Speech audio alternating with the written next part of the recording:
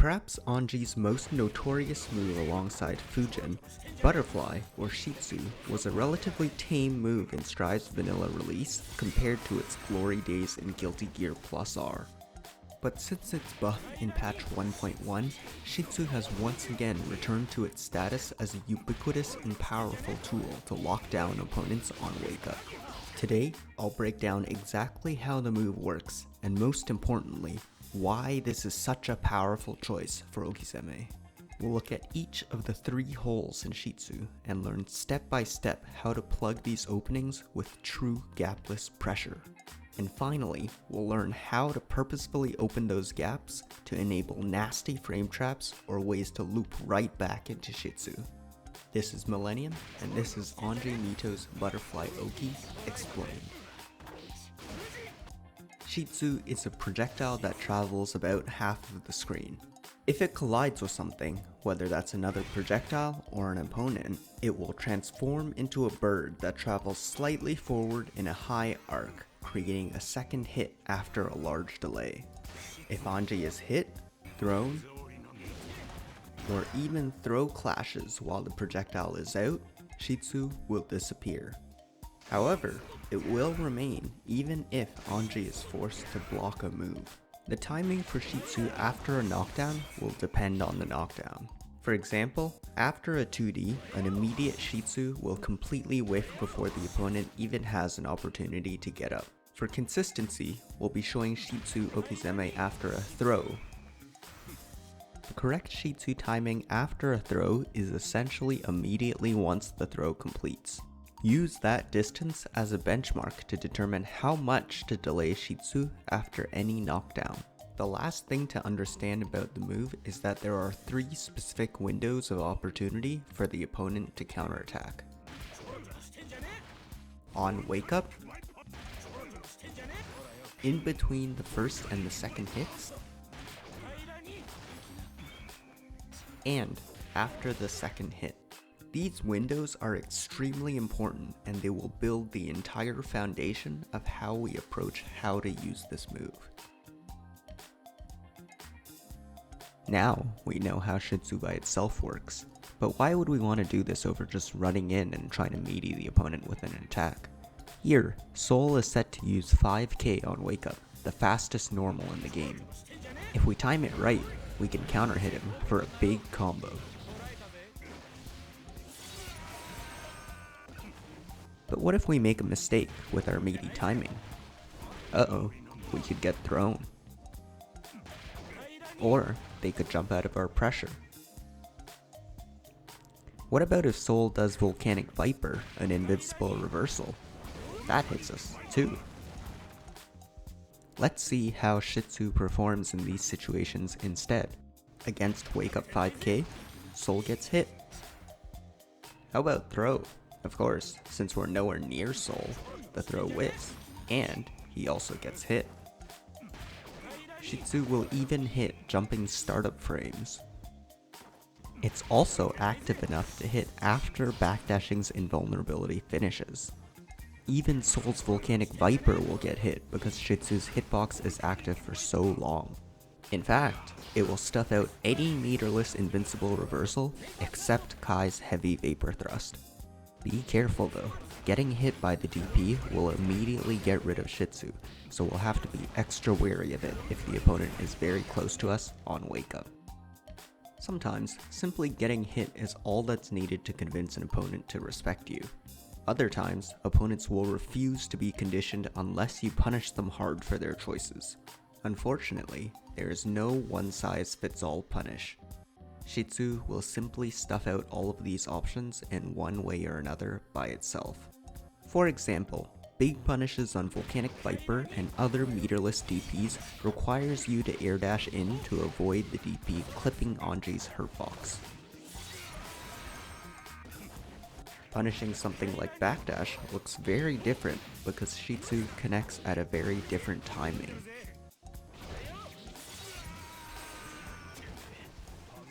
Like many other in-game situations with Anji, it is necessary for you as the player to commit to a specific read beforehand in order to get a sizable reward. we've explored quite a few options that the opponents can do on Wakeup. If they mash, Shitsu will beat it. If they throw, Shitsu will also beat it. Shitsu will beat jump. It will beat backdash. And it will even beat most invincible reversals. If the opponent has meter, they could use an invincible super. Many of these have enough invulnerability to go through Shitsu. But if they don't have any meter, they need to block the first hit. On Wakeup, opponents can almost literally do nothing except block Shitsu. With just one move, we've covered almost every possible thing a character can do, while the entire time keeping ourselves completely safe. This kind of risk-reward ratio is quite rare with Anji, and is why Shitsu is one of the best options Anji can do on a hard knockdown. So what do we do once the opponent is conditioned to block on Wakeup? Let's take a look at the second gap. Recall that it is not possible for the opponent to perform any moves during block stun. Shitsu creates two separate periods of block stun, here and here. We want to find some sequence of moves that will plug the hole between these two hits and keep the opponent in block stun the entire time. This will create what's known as a true block string that consists of the first hit of Shitsu, some unknown sequence of moves, and the second hit of Shitsu. Dash 2k 2d, dash 5k 2d, dash 5d, and Fujin Nagiha are all examples of true block strings into frame advantage from throw range. Of these, 2k 2d is the most generally useful. Not only will it clip random standing because it is two lows, we still retain the ability to continue into specials. This would not be possible with an option like Fujin Nagiha. Creating a true block string is important for a couple of reasons. The first is that we want to have a safe go-to sequence we can use to test our opponent's knowledge of our pressure or to see if they respect it. In the same way, it is also useful to condition the opponent into just blocking, as doing anything will get hit. Second, if the attack sequence recovers before the opponent is out of Shitsu's second hit's block stun, as we mentioned before, Anji is at a decent frame advantage. This provides us an opportunity to continue our pressure, which we'll discuss in the next section. A true block string allows us to cleanly transition into frame advantage while at the same time testing the opponent's patience. We can give them the opportunity to make mistakes and get hit, or pump their risk gauge a little bit, even if they do nothing but block. Just to be sure, let's test out how 2k2d fares against all the same options we looked at before. Options like mashing 2p or any other strike or even reversal will simply not come out. Any move that is not a down back or back input will simply get hit as they are no longer blocking, such as attempting to throw. Again, jumping startup frames will get hit as Soul is no longer blocking low, so will backdashes. We can also check in between 2k and 2d. Again, both jumping and backdashing get caught as Soul stops blocking low. By using 2k 2d as our block string, we have once again locked down essentially every single one of the opponent's options and given them opportunities to make mechanical errors to our advantage, at essentially no risk to ourselves. Now that we have a way of guaranteeing a safe transition to the last hit of Shitsu, let's take a look at the final gap. Despite leaving Anji at a frame advantage, the pushback caused by Shitsu and any hits in a block string leaves the opponent at a fair distance away. This is both a blessing and a curse. The good news is that at this distance, most characters don't have a ton of moves that can actually reach Anji from here. And of the ones that do reach, hampered by the frame disadvantage, very few are fast enough to not get counter hit by an immediate far S. The bad news is that we're also affected by that same range problem. Far S is one of the only moves that will reach that distance, and the combo reward of Far S Fujin Nagiha is not a particularly amazing one. Getting worse, backdash and jump back can completely avoid a Far S.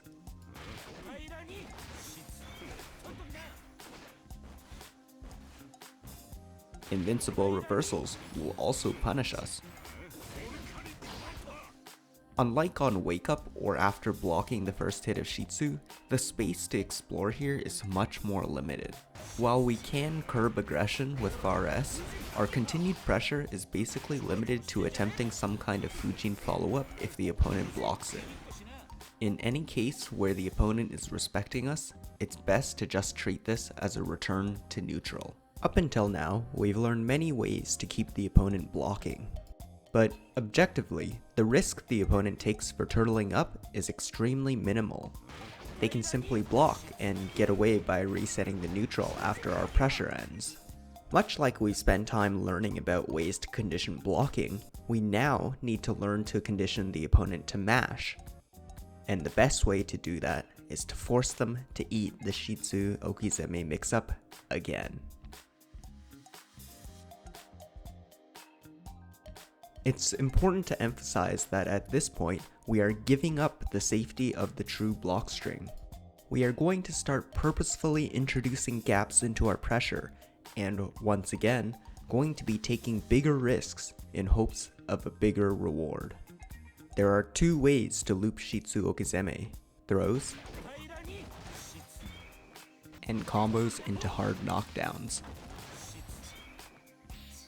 Let's start with throws. The most straightforward method is just to run up and throw. Shitsu's first hit will cover us against any kind of movement or retaliation on Wakeup, but we still need to be careful. After block stun or hit stun, there are an additional 5 frames where opponents are immune to throws, so we can't throw too soon.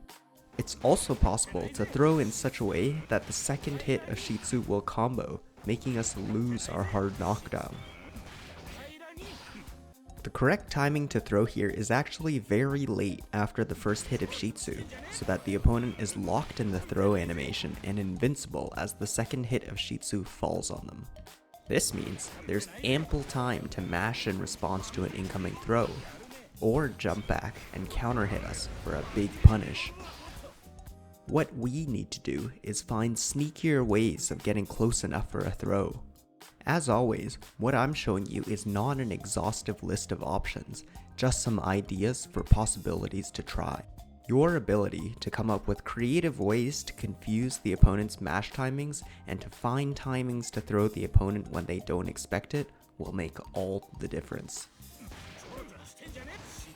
Suigetsu no Hakobi, better known as spin, has some interesting applications here. We could get into an entire separate video about this move, but the long and short of it is the auto guard property it has can be a useful deterrent for mashing, while at the same time closing the distance for a throw. Depending on what move was parried, we can throw punish to loop the Oki. Or we could even get a co-combo. One of the most important aspects about using spin in this situation is that it forces the opponent to do something new to beat it. Blocking still leads to getting thrown. And mashing leads to getting thrown too. To beat spin, they have to throw us first. We can make our approach even more ambiguous by combining concepts we've learned previously. By starting our pressure with a 2K before cancelling into spin, we can feign going into a true block string. Even if the opponent panic mashes, we still close the distance for a throw. Remember that other true block string, Fujin Nagiha? If we've conditioned the opponent well enough, we could instead use Isok Tobi or hop instead of Nagiha to close the distance as well. Note that we have to use the Kara cancelled version, as the full Fujin hop means we land while Soul is in block stun and he's thrown invulnerable. We can also use the same trick as before and use a 2K or 5K into Fujin before we hop, creating even more hesitation in our opponents. What about combos? Once the opponent starts mashing again, we can use frame traps to set up counter hits to get full combo punishes. I'll teach you 3 that I think are the most useful. 2S into 5H is one of the best frame traps, as 2S is a low that creates a true block string with the first hit of Shitsu. The counter hit 5H itself leads to a massive combo. Far S into 5H works in a very similar way.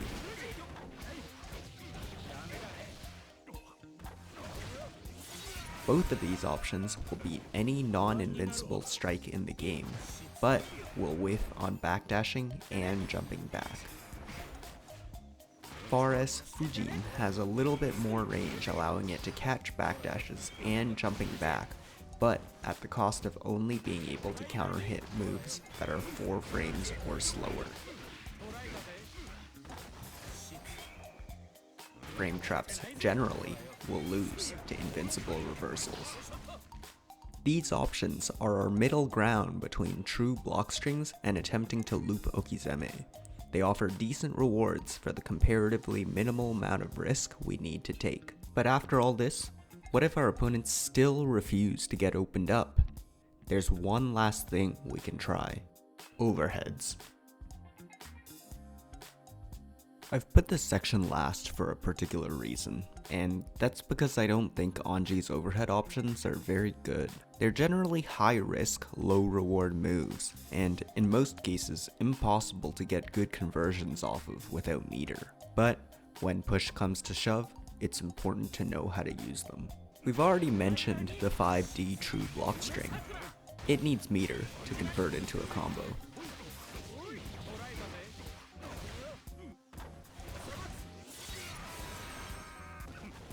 Then we have Fujin Rin, or Kara cancelled Rin. Both of these can be beaten by mashing as soon as block stun ends.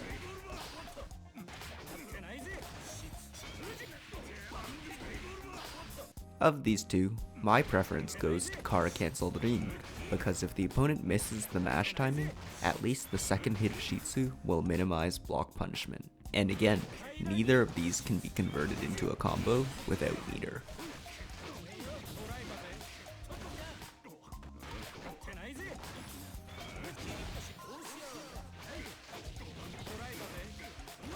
Finally, we have jump normals. Instant air dashing is out of the question because these moves will whiff on crouchers. My preference is using Ko to get into the air. Then we can land with a falling jump S or jump H. These moves will time together automatically with Shitsu's second hit, giving us enough hit stun to combo into a close slash 2D once we land. This gives us the precious hard knockdown. We can be extra tricky by landing with a low to mix up the opponent, but all great things being said, opponents can still... Ooh.